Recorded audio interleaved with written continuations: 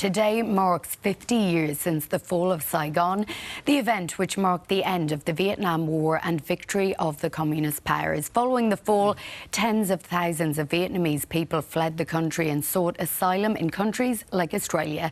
One of those refugees was Hep Nguyen, who was just 13 when he escaped Vietnam with his family. He joins us now. Good morning to you, Hep. Good morning, Catherine. Good morning, James. So good to have you on the show. Your life story is incredible. From at 10 years old, you went into a forced labour camp. At 13, you escaped on a boat. You ended up on a flight to Australia with the then Prime Minister Malcolm Fraser before settling here in Melbourne. On this anniversary, how do you reflect on all of that? To me, pretty much like yesterday, the memory is still there, and, that's one click, you say, oh, 50 years gone by, it's amazing. Certainly we reflect back our journey. There's a lot of, the struggle, the bad memories, things like that.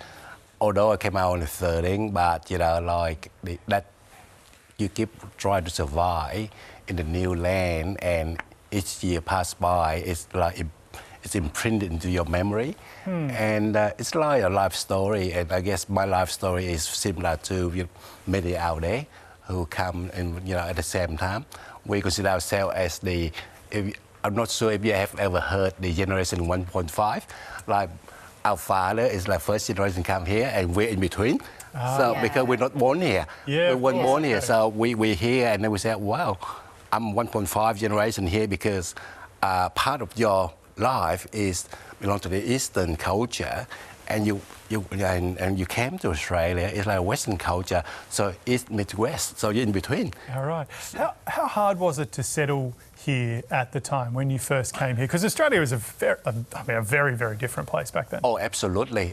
You've gone from like Saigon and then came to Melbourne, and the first thing you say, right, because we had no English or whatsoever, so English is the first thing. It's a tool of survival, and you got to put in 3 times, 4 times to learn English so you can catch up.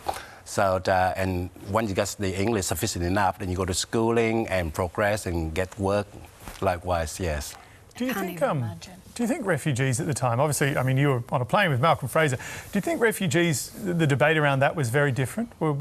Was Australia a more welcoming place? Oh, absolutely. I think in the late 70s, because we realised that Australia was, at the beginning of dismantling the Australia-wide policy, and under Mr. Malcolm Fraser, and he tried to dismantle it.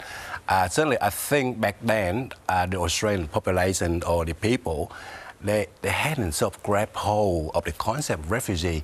So we, a new group, come to the country and say, well, who are they? So they didn't quite get the story behind the fall of Saigon and why we're here. And as a refugee, we're fleeing, to seek for freedom, and all that sort of thing. It must have been so surreal to be on that flight with the Prime Minister. Then all of a sudden you're grappling with a completely new land, new culture. What do you remember of that initial period? Well, when we was on the plane, we didn't know he was the Prime Minister. He came down, and then he had a chat with my father.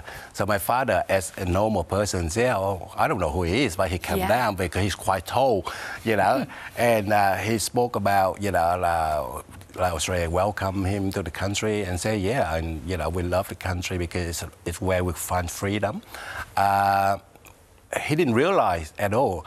After we came out of the airport, people said, did you know that you just talked to the Prime Minister of Australia? Wow. So, really? I had no idea, obviously. But it was quite amazing, yes. How does it feel to commemorate 5 decades now, 50 years since the fall of Saigon? Yeah, it's 50 years for me personally, and for the rest of the Vietnamese community. It's a time for them to reflect on the journey. A lot of people came out because the majority of us are both people or the refugee fleeing the communism in Vietnam. So to them, some of them, the trauma is still there. They suffer the losses. Some of them went to prison and then escaped. So time was very, very tough. And some of people now they're getting older after 50 years. but that memory is still, in their mind. Every time that they reflect back, it's certainly it's a time for them to celebrate a long journey, but the memory is still there. And we try to save our story, our spirit, and try to pass on to a younger generation, because like our children now, they probably have no idea. Yeah. They have no idea, how did you come to Australia? Yeah. Well, you were born here, guys, but for us, it was a tough time. We pretty much went through a lot of difficulties and to survive and to be successful in the new country, Australia. So we consider Australia our second home, pretty much.